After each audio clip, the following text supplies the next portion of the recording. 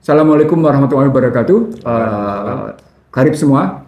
Hari ini kita bicara tentang keputusan KPU yang telah menetapkan 02 sebagai pemenang dengan angka 58,59%, lalu 01 24,95%, 03 16,47%. Total suara yang dihitung itu adalah 164 juta sekian, sehingga paslon 1 memperoleh 40,971.906, paslon 2 memperoleh 96.214.991, dan paslon 3 memperoleh 27.040.878. Itu angka mutlaknya, angka relatifnya 24,95, 01, 0254,59, 03, 16,47. Persoalannya, apakah angka-angka itu merujuk pada C1?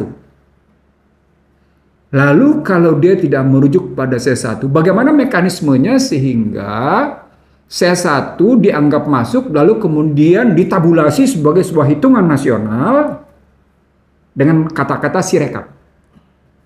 Muncullah angka-angka tadi.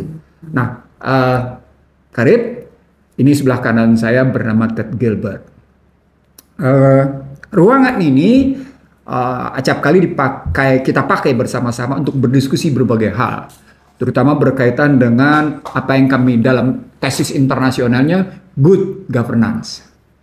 Kenapa kami memasalahkan good governance? Karena dia pernah menjadi isu kencang sekali di era 2004 sampai dengan 2014. Itu dikumandangkan oleh Bank Dunia, dikumandangkan oleh PBB sebagai good governance dengan komponen fairness, responsibility, accountability, dan transparansi. Karena itu di era itulah keluar kebijakan tentang informasi publik. Jadi di era itu latar belakangnya kenapa mesti keluar kebijakan tentang undang-undang tentang informasi keterbukaan publik. Latar belakangnya adalah karena niat menegakkan prinsip-prinsip pemerintahan yang merujuk pada fairness, responsibility, accountability, and transparency. Jadi ada keadilan, gitu ceritanya, ada pertanggungjawaban, dan di situ ada bagaimana accountability-nya, akuntabilitasnya sesuai dengan amanahnya. Dan ada keterbukaan, transparansi. TED memainkan berbagai isu, seperti saya juga di sini memainkan isu. Kami punya isu yang acap kali bersamaan antara saya dan TED. TED main soal C19, saya main C19. Bedanya saya duluan, TED belakangan. Saya main vaksin, TED main vaksin. Bedanya lagi-lagi saya duluan, TED belakangan. Terakhir ketika saya membuka IP address Alibaba. Bedanya cuma jam. Saya kemukakan itu di kanal YouTube saya bahwa IP address yang dipakai oleh KPU adalah IP addressnya Singapura, Alibaba Ltd. Dalam rentang waktu beberapa jam kemudian, TED juga mengemukakan yang sama. Menjawab pertanyaan, 2019 servernya di mana ya? Gitu. Itu pertanyaan. Kenapa bedanya? Adakah bedanya antara server di 2019 sama server di 2024? Nah, itu pertanyaan pertamanya. Pertanyaan keduanya, apa maksudnya kalau berbeda dan apa maksudnya kalau sama? Lalu mekanisme inputnya ke dalam Sirekap itu dengan server sebagai penampungnya itu gimana? Kenapa dulu misalnya ada NIK di 2019? Kenapa sekarang tidak ada NIK? Itu pertanyaan menarik misalnya. Contohnya kayak gitu. Nah, contoh yang paling ketiga adalah kenapa sekarang ini ketika sudah masuk Sirekap, C1-nya nggak bisa dibuka. C1-nya sudah masuk. Kenapa? Karena poinnya ternyata C1-nya dimasukkan ke dalam gelondongan metadata, lalu berubah dia menjadi tampilan Sirekap. Loh, ini kemana nih? Apa maksudnya? Kenapa? Bagaimana orang harus melakukan konfirmasi kalau pakai bahasa statistiknya? Bagaimana kita bisa melakukan konfirmasi? Bagaimana kita melakukan verifikasi? Dan bagaimana kita melakukan validasi antara kebenaran suara yang muncul yang diumumkan oleh KPU? Gitu ya, 25, sekian, 58, sekian, dan sekian itu cocok dengan C1. Itu perlu konfirmasi. Itu perlu informasi publik terbuka. Nah, dalam hal ini kelihatan KPU punya masalah. Harus saya katakan KPU punya masalah. Kenapa? Karena perlu dibuka kalau memang Anda tidak ingin menerapkan how to lie with statistic, gitu ya. Kalau Anda ingin menerapkan bahwa Anda tidak akan berbohong dengan statistik, maka Anda wajib membuka C1 yang tidak dimanipulasi, karena C1 saja bisa dimanipulasi. Lalu masuk ke dalam perhitungan berikutnya, kenapa kemudian C1-nya hilang, lalu muncul metadata, lalu muncullah Sirekap. Nah, itu dialog kita hari ini untuk menunjuk bahwa memang kita ingin menerapkan kejujuran sebagai segala-galanya. Kejujuran sebagai segala-galanya, kerendahan hatian sebagai modal utama, lalu berikutnya adalah bagaimana kita mempertanggungjawabkan kejujuran dan kerendahan hatian itu dalam hubungan kemanusiaan sehingga kita sebagai manusia punya martabat. Martabat karena kejujuran, martabat karena kerendahan hatian. Baik, Ted, kita mulai. Apa yang Anda bisa lihat, apa yang bisa Anda saksikan dengan persoalan keterbukaan informasi publik di KPU sehingga hasilnya seperti yang saya sebutin? Baik. Pertama, ini memang adalah upaya bukan saya sendiri, tapi kita ada tim dari Yayasan Advokasi Hak Konstitusional Indonesia atau YAKIN, dan kami sedang dalam persidangan di Komisi Informasi Publik, sengketa informasi pemilu, dan pihak lawan adalah atau pihak lain adalah KPU. Dan persidangan ini memang sangat menarik karena baru kemarin kita keluar dari sidang dengan bukti bahwa KPU. Kemarin itu kapan? 1 hari yang lalu. Jadi berarti tanggal 19. 21. Oke. Ya. Dan di situ memang terbukti bahwa KPU berupaya dengan segala cara untuk merahasiakan informasi. Sebaliknya dari keterbukaan. Dan itu kita bisa melihat, saya bawa dokumen yang baru muncul dari KPU pada sidang kemarin. Ini adalah keputusan Komisi Pemilihan Umum nomor 349 tahun 2024 tentang penetapan informasi publik yang dikecualikan di Komisi Informasi Publik. Di Komisi Pemilihan Umum. Tanggal berapa itu dikeluarkan? Ini yang menarik. Ini tanggal berapa dikeluarkan? Tanda tangan oleh Ketua KPU. Tanggal berapa itu? 17 Maret. 17 Maret. Kasus Anda gugat kapan? Ya, permohonan kami kepada KPU kepada KIP? Kepada KPU dulu. Ya, pada KPU. Permohonan di tengah Februari, beberapa hari setelah pemilu selesai. Artinya sebelum tanggal 17. Oh ya, dan kemudian sengketa di KIP, Komisi Informasi dimulai tanggal 5 Maret. 5 Maret. Jadi lebih dahulu. Artinya sesungguhnya mereka buat keputusan ini dalam rangka mengantisipasi persidangan di Komite Informasi Pusat. Bukan mengantisipasi untuk merespon terhadap permohonan. Atau menutupi diri. Menutupi diri. Iya. Dan yang kalau kita melihat pokok keputusan ini ada dalam diktum kedua, informasi publik yang dikecualikan sebagaimana dimaksud dalam diktum ke-1, yaitu data real count dalam bentuk data mentah seperti file CSV. Itu copy-paste dari permohonan kami. Itu yang kami meminta. Dan maksud dari ini adalah data dalam Sirekap. Artinya, ini adalah keputusan yang menyatakan data Sirekap sebagai informasi yang dikecualikan, artinya rahasia. Kemudian, bentar, sampai di sini bisa Kak kita simpulkan bahwa ini bagian dari cara KPU menutupi kebijakan-kebijakannya yang sudah ditengarai publik sebagai curang. Saya tidak terlalu bisa berpendapat tentang ini, tapi memang menurut saya ada kecurangan yang sedang ditutupi dan karena itu dikeluarkan keputusan ini. Memang kalau semua sesuai menurut kami, kenapa harus ditutupi? Go, lanjut. Kemudian lebih menarik lagi dalam diktum keempat, informasi publik sebagaimana dimaksud dalam diktum kedua, dikecualikan selama jangka waktu 3 tahun. Kenapa 3 tahun?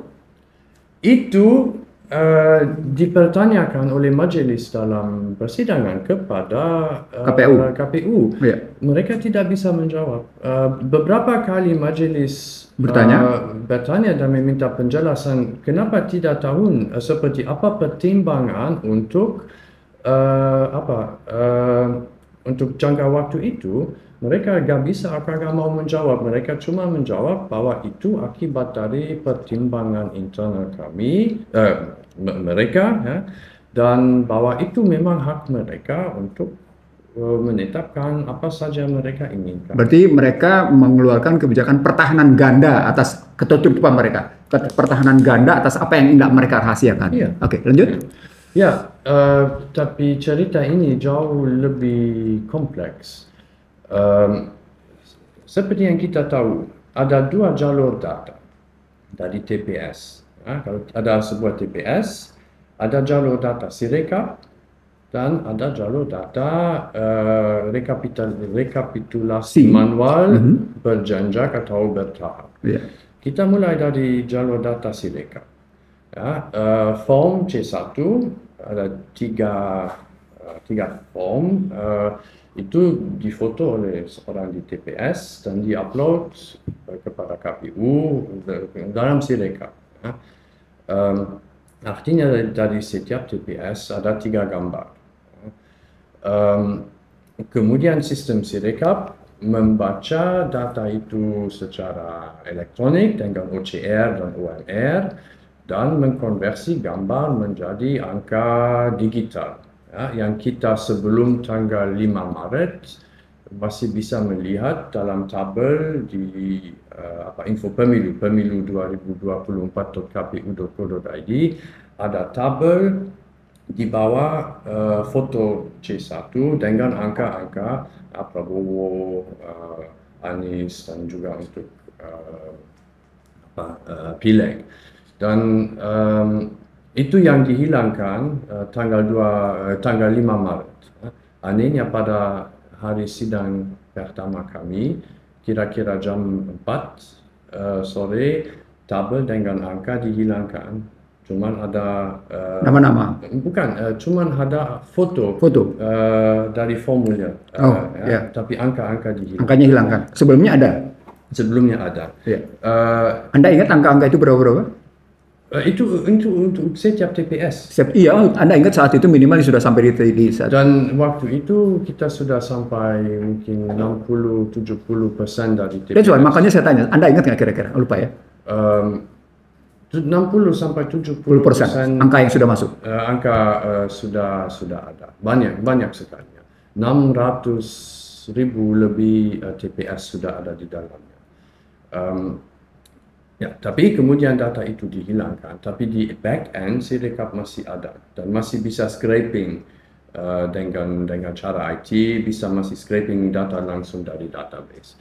Anyway, itulah data yang diminta oleh kami dalam sengketa ini dari KPU. Data mentah yang ada di belakang Sirekap. Ya, di Sirekap itu aplikasi HP atau web, di belakangnya ada database, di mana ada semua angka. Semua suara untuk semua paslon dan lain-lain. Ya. Dan di dalam database itu memang tersedia dalam data mentah yang dengan satu klik bisa ekspor menjadi file CSV yang bisa baca di Excel dan diolah. Ya. Dan memang di dalam datanya ada kesalahan karena OCR itu tidak sempurna. Apa itu OCR? OCR itu kalau saya punya gambar, misalnya kalau saya scan halaman ini, setelah di-scan, komputer saya bisa mengonversikan itu menjadi teks. Dan itu yang dilakukan di Sirekap. Ya. Gambar dari C1 atau C hasil itu dikonversikan menjadi angka yang ada di dalam database. Itu yang dikecualikan dengan keputusan ini. Jadi tidak lagi ada cara untuk masyarakat, untuk siapapun, untuk memvalidasi data. Memverifikasi dan memvalidasi. Ya, keduanya. Jadi jalur data Ditutup sama mereka? Ditutup. Iya. Ditutup sama mereka. Iya. Tapi menarik, yang tidak ditutup adalah gambar. Ya. Kami telah mengajukan permohonan kepada KPU untuk semua gambar, semua formulir C1 dari semua TPS, jadi 823,000 lebih. Ya. Kami dapat jawaban dari KPU, okay, no problem. Bisa datang ke kantor KPU dengan storage, dengan alat penyimpanan, kapasitas 57 terabyte. Oh ya? Bisa langsung copy data dari kami. Gambar. Dan di sidang kemarin, mereka juga mengonfirmasi bahwa itu adalah data terbuka. Itu tidak termasuk dalam keputusan ini, itu terbuka. Inkonsistensi terjadi? Menurut saya tidak. Karena gambar boleh, angka nggak boleh? Ya, itu inkonsistensi itu. Inkonsistensi. Tapi kalau mereka ingin merahasiakan sesuatu, itu sangat masuk akal. Karena formulir C1 tidak bisa dirahasiakan sama sekali karena ada di setiap TPS. Itu sudah terbuka. Jadi merahasiakan itu akan sangat melanggar hukum. Tidak ada cara sama sekali. Artinya harus dinyatakan terbuka. Tapi apakah Pak Nursi atau saya atau kita semua sebagai tim punya kemampuan pertama untuk mengambil 57 terabyte data dari KPU. Itu butuh storage device sangat gede dan mahal. Kemudian, apakah kita punya kemampuan untuk melakukan scanning dan OCR, terutama OCR, terhadap semua C1? 800 lebih, 800,000 lebih, 820,000 kali 3 karena ada 3 gambar per TPS. Saya sudah sebagai ahli cloud gimana pendapatnya? Ya, saya sudah mengecek. Saya sering menggunakan Google Cloud. Dan di Google Cloud ada banyak alat yang menarik dan bagus untuk melakukan OCR massal. Bisa bikin pipelines dan ternyata melakukan OCR terhadap 800,000 kali 3 gambar itu bisa dilakukan, bisa saja. Saya sudah menghitung, saya akan membutuhkan 20.000 sampai 30.000 dolar untuk biaya cloud untuk memproses data tersebut. Tapi bisa dilakukan dan kemudian akan ada data mentah semua TPS, semua suara yang kemudian bisa digunakan untuk melakukan analisis. Tapi siapa yang punya kemampuan dan sumber daya untuk melakukan itu? Hampir mustahil menurut saya. Jadi, artinya keputusan ini berhasil mereka buat untuk bertahan atas keinginan menutup informasi. Karena data yang mudah. Artinya dalam bahasa lain mereka berhasil membangun benteng pertahanan untuk tidak menerapkan azas-azas umum pemerintahan yang baik. Dan terutama mereka sepenuhnya menutup kemungkinan bagi siapapun untuk melakukan analisis yang bermakna. Menurut Anda, keputusan KPU yang ini itu bertentangan nggak dengan Undang-Undang Keterbukaan Informasi Publik? Ya tentu saja. Bertentangan. Dan itu sudah disampaikan oleh majelis dalam persidangan. Apa kalimat majelis waktu itu? Ya, bahwa memang uji konsekuensi yang telah menjadi dasar untuk keputusan ini sangat tidak sesuai. Dasar untuk menyatakan informasi dikecualikan adalah national security, keamanan negara. Apa ukurannya bahwa itu merupakan national security? Ya, itu mereka nggak bisa menjelaskan. Mereka bilang bahwa ya kalau data ini yang tidak akurat dilihat oleh masyarakat, itu bisa menimbulkan berbagai hoax dan masalah lain. Tapi itu biasa ya, kalau ada yang mau bikin hoax soal sesuatu, dia akan bikin saja. Itu bukan masalah keamanan negara. Ya. Itu cuman masalah apa? Kalau mereka bikin seperti disclaimer, inilah data mentah, di situ ada kesalahan. Ini tidak bagian dari hasil resmi, cuman sebagai bagian dari keterbukaan informasi publik, ya tidak ada masalah. semua orang tahu bahwa data itu memang tidak data yang sepenuhnya benar, cuman data mentah. Ya. Jadi dari sisi faktual itu tidak memenuhi ketentuan-ketentuan UU KIP untuk mengecualikan informasi sama sekali. Kedua, ada asas hukum hukum surut itu tidak boleh Berlaku ke belakang. berlaku ke Mundur. belakang. Ya. Biasanya itu berlaku untuk hukum pidana, tapi juga berlaku untuk hukum tata usaha negara sebagai bagian dari kepastian hukum. Nah, keputusan ini keluar 17 Maret, tapi Berlaku mundur. permohonan dan sengketa ini Sudah lebih dahulu. dan Iya. dan pemilu ini terkait tata pemilu. Iya. Pemilu kapan? 14 Februari. Iya. Jadi ini tidak bisa berlaku surut Betul. untuk pemilu Betul. yang terjadi sebelumnya. Jadi Betul. ini secara asas hukum Iya. dasar dan secara undang-undang keterbukaan. Di situ ada nggak dia nyatakan bahwa ini berlaku mundur? Enggak. Tidak ada. Enggak. Kalau dia tidak berlaku mundur, maka sesungguhnya dia tidak berlaku atas pemilu 14 Februari. Tidak berlaku. Menurut ketentuan, sebentar, saya tanya sama Anda, biar saya coba pelajari sebentar. Keputusan 349 tahun 2024 ini berlaku nggak untuk menyatakan bahwa dia berlaku mundur? Ada nggak keputusan? Tidak ada ketentuan seperti itu. Tidak ada. Tidak ada. Sama sekali kosong. Cuma berlaku. Tidak ada ketentuan soal kapan berlaku. Kapan berlakunya nggak ada juga kalimatnya. Cuma ada tanggal tanda tangan oleh Ketua KPU. Sebentar, saya pelajari. Ditetapkan di Jakarta Bila pada berlaku pada tanggal ditetapkan. berlaku tanggal ditetapkan. Iya. Ya. Keputusan ini mulai berlaku pada tanggal ditetapkan pada tanggal 17 Maret.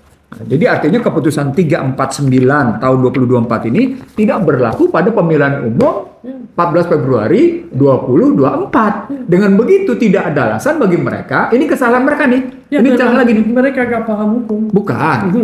Lepas apakah Anda berkesimpulan mereka tidak paham hukum. Tapi saya melihatnya ini bagian dari kesalahan mereka. Jadi artinya sebuah kejahatan memang tidak sempurna, Ted. Ya. Sebuah kejahatan begitu. Ya. Poinnya adalah ini sesungguhnya tidak bisa diberlakukan terhadap informasi publik tentang C1 yang Anda minta secara lengkap. Ya. Dia yang ada di 820.000 TPS. Ya. Yang Anda minta itu. Yang kita mintakan itu sesungguhnya kita minta 820.000 TPS, kita buka untuk kita lihat yang sesungguhnya kayak apa, lalu kita analisa. Gitu ya. Oke. Jadi kesimpulan kedua, dia bukan cuma sekedar tidak transparan, tapi juga telah memanipulasi karena memberlakukan surut ke belakang yang sesungguhnya tidak berlaku. Oke, go ahead, lanjut. Tapi ini cuma setengah dari cerita. Setengah dari cerita. Karena kita harus membahas jalur data yang menurut mereka adalah jalur resmi. Jalur data resmi. Ya, itu yang disebut rekapitulasi manual bertahap atau berjenjang. Oke. Seperti apa caranya? KPU punya beberapa tingkat. Ada TPS, di atas TPS kalau nggak salah ada panitia panitia KPU kecamatan, di atas ada KPU kabupaten atau kota, di atas ada KPU provinsi, dan di atas semua ada KPU RI, KPU pusat. Jadi yang di kecamatan mengumpulkan C1 hasil dari semua TPS, membuat satu keputusan di mana mereka sudah menghitung dan menyampaikan semua total suara dari semua TPS di bawahnya. Itu naik dari setiap kecamatan ke KPU kabupaten kota. Sama satu KPU kabupaten kota membuat keputusan dengan semua data dari kecamatan di bawahnya. Naik ke provinsi, satu KPU provinsi dapat surat keputusan dari semua kabupaten kota, membuat totalnya, membuat keputusan, kirim ke KPU pusat nasional. Dan itu yang diumumkan pada malam tanggal 20 kemarin. 20 malam katanya berdasarkan proses tersebut. Berdasarkan proses berjenjang. berjenjang. Iya. Tapi ada masalah besar Di balik berjenjang itu. di balik proses itu yang terungkap dalam mediasi kami dengan KPU. Apa masalah besarnya? Jadi pada sebelum sidang kemarin sengketa ada juga mediasi, itu sudah tertutup tapi ada berita acara Iya. yang saya bisa mengungkapkan. Dan mediasi ini ternyata tentang DPT. Daftar pemilih tetap. DPT. Kami juga meminta DPT sampai tingkat terendah yaitu RT RW, kelurahan desa. kelurahan desa di seluruh Indonesia untuk melakukan analisis. Itu ditolak Oleh oleh KPU. dengan alasan bahwa data, saya harus menjelaskan, di UU KIP ada dua kriteria untuk informasi. Yang pertama, apakah dikuasai oleh termohon atau tidak. Kalau dikuasai, apakah terbuka atau dikecualikan. KPU kabur selama mediasi dan di persidangan. Kabur. Mereka Pergi dia meninggalkan mediasi. bukan kabur dalam Penjelasan. tapi kabur Dalam pengertian penjelasan. dalam pengertian mereka gak mau menjawab secara jelas. Mereka tidak mau membantah atau mengakui apakah data DPT tingkat kelurahan desa dikuasai atau tidak. Mereka bilang informasi atau data tersebut tidak dalam kewenangan mereka. Kalau kalian minta DPT tingkat kelurahan desa, kalian harus memintanya dari dari kabupaten kota Atau paling tidak pada kecamatan. Ya. Karena itu dalam struktur organisasi dan mereka yang bertanggung jawab atas data itu atau berkewenangan untuk data itu. Dari informasi seperti itu, kita bisa membuat kesimpulan bahwa yang sama berlaku untuk data hasil dari setiap TPS. Karena kita sudah tahu data setiap TPS kita tidak sudah dikecualikan jalur data Sirekap. Jadi kalau kita ingin melakukan investigasi atau analisis terhadap TPS melalui Data Sirekap. melalui jalur rekapitulasi manual berjenjang yang katanya jalur yang resmi, kita juga tidak akan bisa mendapatkan data tingkat TPS. Kalau kita meminta data dari KPU, mereka hanya mau memberikan data tingkat kabupaten kota. Itu saja, di bawahnya mereka tidak mau memberikan. Dan siapa punya sumber daya atau kapasitas untuk melakukan permohonan keterbukaan informasi kepada semua kecamatan di Indonesia. Ada berapa? Puluhan ribu, kalau nggak salah. Siapa bisa mengajukan permohonan untuk informasi untuk data tingkat TPS kepada semua kecamatan? Mustahil. Jadi jalur itu juga tertutup untuk melakukan analisis yang bermakna terhadap data tingkat TPS. Klaim itu dari KPU memang tidak benar dan tidak wajar karena dari sisi struktur organisasi KPU RI Pusat memang punya authority atas KPU yang di bawahnya. Jadi mereka bisa saja mengambil data tersebut.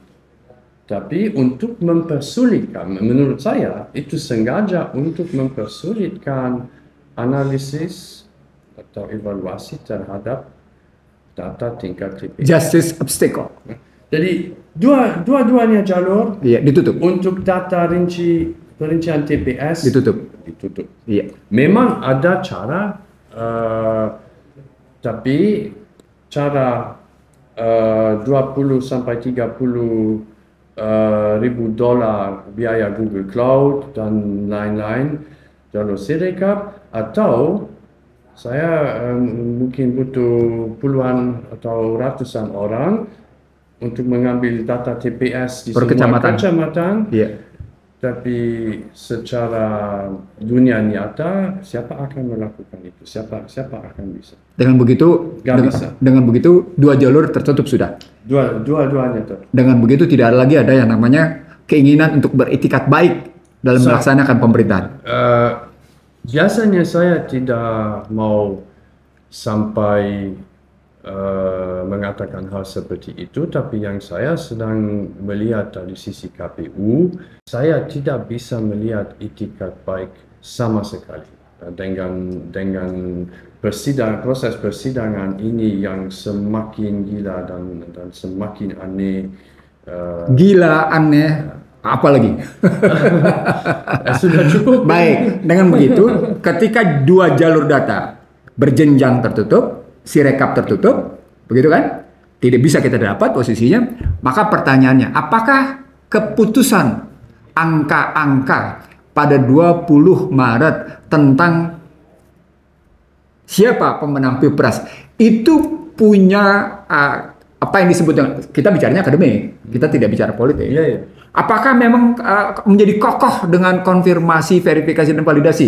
Kalau pakai penjelasan Anda, berarti keputusan KPU tentang Pilpres siapa memperoleh berapa, sesungguhnya tidak bisa dikonfirmasi, tidak bisa diverifikasi, tidak bisa divalidasi, disebabkan oleh dua jalur cara berhitung, baik berjenjang maupun Sirekap, tidak bisa terbuka. Rakyat harus percaya saja. Dengan begitu, rakyat diminta untuk percaya. Dengan begitu, sesungguhnya persoalan besarnya menjadi kecurigaan tentang kecurangan menjadi terbukti. Kecurigaan tentang kecurangannya Mungkin tidak, saya tidak mau menyatakan atau mengatakan terbukti, tapi dugaan yang wajar.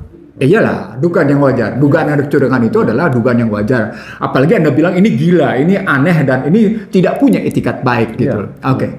Jadi kita sudah sampai pada kesimpulan sesungguhnya keputusan KPU tentang siapa pemenang Pilpres 2024 dilandaskan pada posisi tidak punya etikat baik.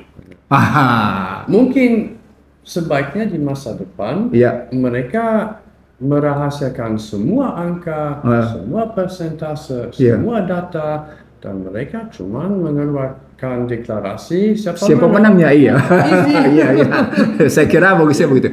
Baik, Pak Karep, kita sudah dengar bagaimana tadi cara-cara perhitungan yang menarik dari pemilu Pilpres 2024 dengan model perhitungan baik perhitungan berjenjang sebagai jalur resmi maupun perhitungan Sirekap sebagai juga cara berhitung yang mereka tutup dengan berbagai kebijakan mereka buat, yang kesimpulan tadi adalah ini gambaran tidak sesuai dengan etikat baik. Ini tidak sesuai dengan gambaran bahwa pemerintah harus dijalankan dengan azas-azas umum pemerintahan yang baik, atau tepatnya ini tidak cocok dengan good governance. Sama sekali. Maka keputusan tentang siapa pemenang Pilpres validasinya diragukan. Paling tidak menjadi begitu, validasinya diragukan. Nah begitu Karep, yang bisa kami sampaikan, angka-angka yang terakhir lagi tadi yang saya sebut tentang angka 58 pada posisi Prabowo Subianto, angka 24,95 pada Anies Mohaimin, pada Ganjar Mahfud angka 16,47, sesungguhnya adalah angka-angka yang gila, aneh, ganjil, tidak bisa dipertanggungjawabkan secara akademik. Terima kasih atas bagian dari dialog hari ini antara Iksan Deddy Nursi dengan Ted Gilbert yang sesungguhnya dugaan publik makin mendekati bukti. Sekali lagi, kalau kami salah kami mohon maaf, dan kalau benar itu karena kehendak Allah semata. Assalamualaikum warahmatullahi wabarakatuh. Waalaikumsalam.